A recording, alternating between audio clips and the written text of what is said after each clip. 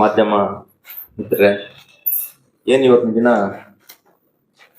ಕರ್ನಾಟಕ ಪ್ರಾಂತ ರೈತ ಸಂಘದ 18ನೇ ಜಿಲ್ಲಾ ಸಮ್ಮೇಳನ ನಮ್ಮ ತವರು ಕೋಲಾರ ಜಿಲ್ಲೆಯಲ್ಲಿ ನಡೆಯುತ್ತಿರುವ ಹಿನ್ನೆಲೆಯಲ್ಲಿ ಇವತ್ತೊಂದು ನಾವು ಮಾಧ್ಯಮ ಪ್ರೆಸ್ ಮೀಟ್ ಇಲ್ಲಿ ಮುಳುಬಾಗಿಲಲ್ಲಿ ನಡೆಸ್ತಾ ಇದ್ದೀವಿ.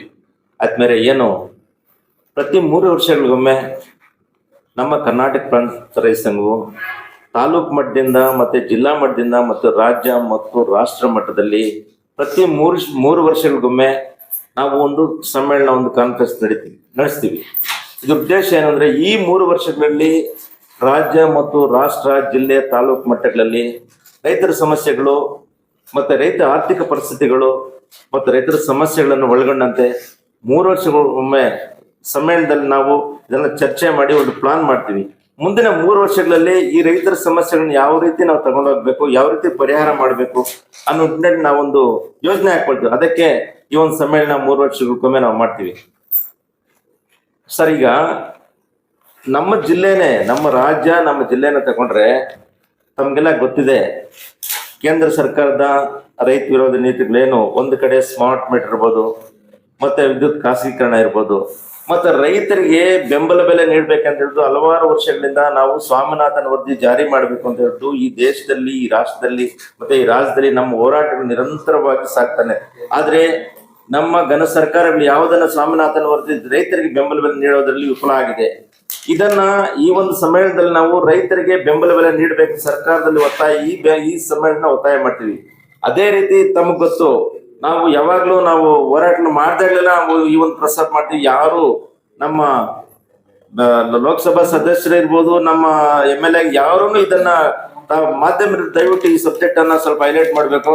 ಮತ್ತೆ ಈ ಸಬ್ಜೆಕ್ಟ್ ಅನ್ನ ಈ ಸರ್ತಿ ಅಂತ ನಾವು ಸಮ್ಮೇಳನ ತೀವ್ರವಾಗಿ ಇದನ್ನ ಸೀರಿಯಸ್ ಆಗಿ ತಗೊಳ್ತೀವಿ. ಏನು ಅಂದ್ರೆ, ಕಳಪೆ ಬಿತ್ತನೆ ಬೀಜ, ಕಳಪೆ ನರ್ಸರಿ ತಾಲೂಕಲ್ಲಿ ಎಲ್ಲಿ ನೋಡಿದ್ರು ನರ್ಸರಿ ಸಿಕ್ಕಿದ್ರು ನರ್ಸರಿ, ಆ ಬೀಜ ಅವನು ಎಲ್ಲಿ ತರ್ತಾನೆ, ಏನು ಕಂಪ್ನಿ ಏನು, ಅದಕ್ಕೆ ಮಾರ್ಕಿಂಗ್ ಏನು, ಎಷ್ಟು ದಿನ ಇರಬೇಕು, ಏನು ಗೊಬ್ಬರ ಕೊಡಬೇಕು, ಅದಕ್ಕೆ ಯಾವ ಲೈಸೆನ್ಸ್, ಒಂದು ನರ್ಸರಿಗೂ ಲೈಸೆನ್ಸ್ ಇಲ್ಲ, ದಯವಿಟ್ಟು ಒಂದು ನರ್ಸರಿಗೂ ಲೈಸೆನ್ಸ್ ಇಲ್ಲ.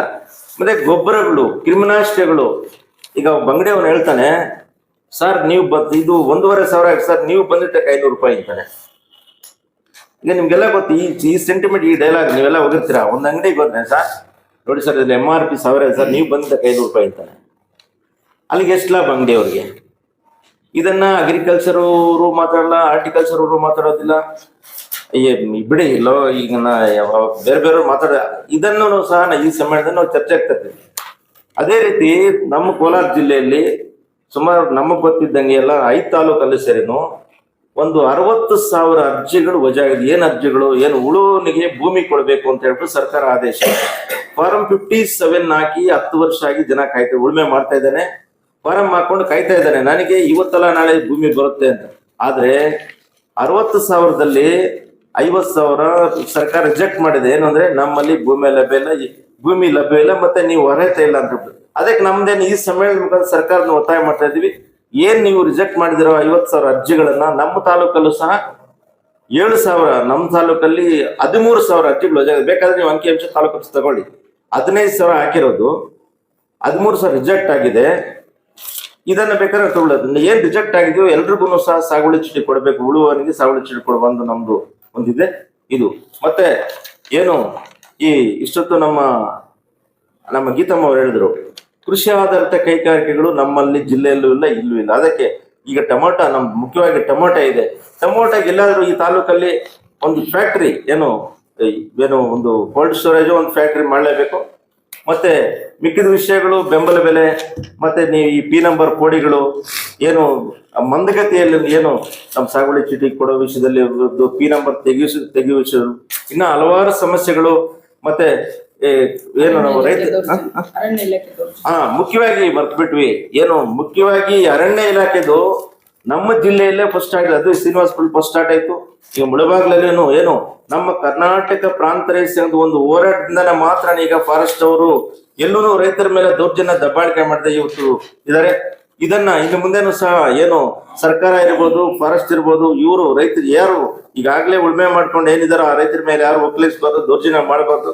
ಇದರ ಬಗ್ಗೆನೂ ನಾವು ಸರ್ಕಾರದ ಮೇಲೆ ರೈತರಿಗೆ ಅನುಕೂಲ ಆಗೋ ರೀತಿ ಕಾನೂನು ತರಬೇಕಂತ ಸರ್ಕಾರದ ಮೇಲೆ ಒತ್ತಾಯ ಮಾಡ್ತೀವಿ. ಈ ಸಮ್ಮೇಳನದಲ್ಲಿ ರೈತರ ಪರವಾಗಿ ಇನ್ನ ಹಲವಾರು ವಿಷಯಗಳು ನಾವು ನಿರ್ಣಯ ತಗೊಳ್ತೀವಿ.